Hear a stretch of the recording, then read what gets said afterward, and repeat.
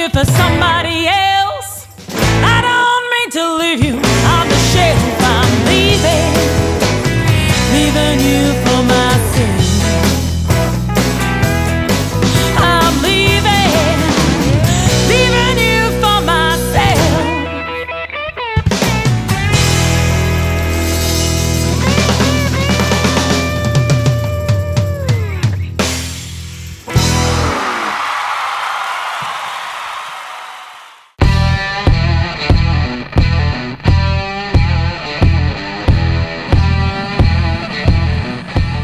So, something in there that I'd like to show you guys when we go for a tour through the clubhouse. I know you're waiting to see it, so let's go.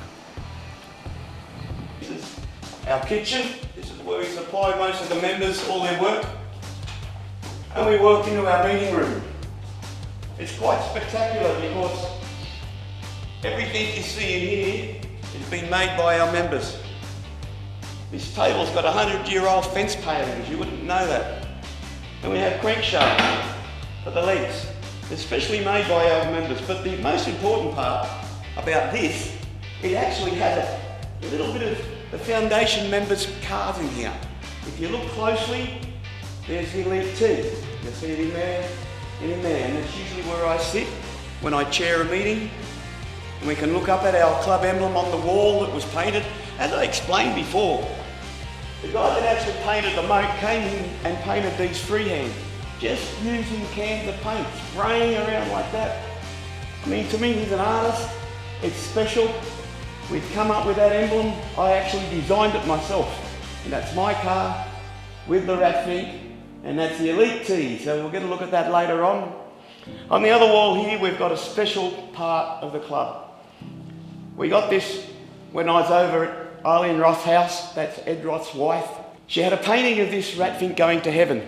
The emblem of the rat fink going to heaven, when Ed Roth died, somebody painted on their roof this particular thing. And we had special permission to paint it by the family.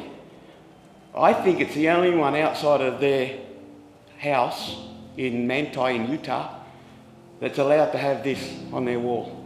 Very special. And I actually came up and I stood here like this, and they took a photo of me and put it on our Rat Finks Hot Rod and Custom Club web page. 10 minutes after that, Eileen Roth joined. And it was quite an honour. If we walk through this way, you'll have a look at our bar. This is solid iron bark. We actually chainsawed it apart, polished it up, lacquered it. We have the picture on the wall that one of our actual club members, a lady, actually painted that for us. And as we stand back and we can look, the actual bar of the club is an old barn, all by the members again.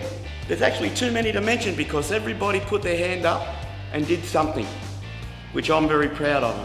And we can look a bit further across here on this wall. We have some artwork, especially the rat fink, which is the main character. Hello, we've got a friend of mine here. James, how you going, James? I'll have a beer with you later, mate. You know that? Just think you might be as famous as me one day. We'll catch up. And we got all over here. So we've started our diner. We've laid our tiles. So these are original American diner suite chairs from a diner that we were lucky enough to pick up. So we had our jukebox for our special night, but this is special for me. We had a time where we actually didn't know what we're going to call the diner. We thought of Ed Roth Diner, Roth Diner, Rat Diner.